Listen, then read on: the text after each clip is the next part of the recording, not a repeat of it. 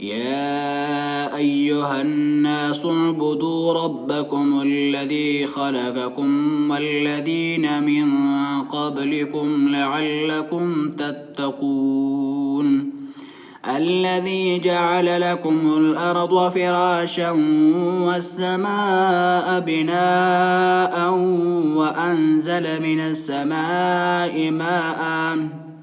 وأنزل من السماء ماء فأخرج به من الثمرات رزقا لكم فلا تجعلوا لله أندادا وأنتم تعلمون وإن كنتم في ريب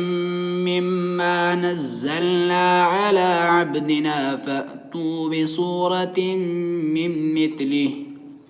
وادعوا شهداءكم من دون الله إن كنتم صادقين فإن لم تفعلوا ولن تفعلوا فاتقوا النار التي وقودها الناس والحجارة أعدت للكافرين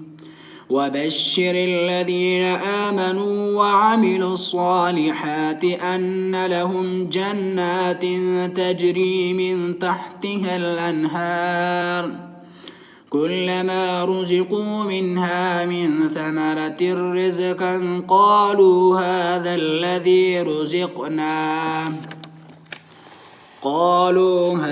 الذي رزقنا من قبل وأتوا به متشابها ولهم فيها أزواج مطهرة وهم فيها خالدون إن الله لا يستحيي أن يضرب مثلا ما بعوضة فما فوقها فأما الذين آمنوا فيعلمون أنه الحق من ربهم وأما الذين كفروا فيقولون ماذا أراد الله بهذا مثلا يضل به كثيرا ويهدي به كثيرا وما يضل به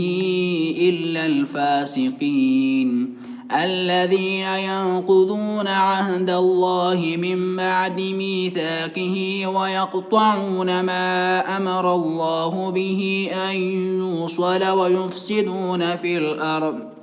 أولئك هم الخاسرون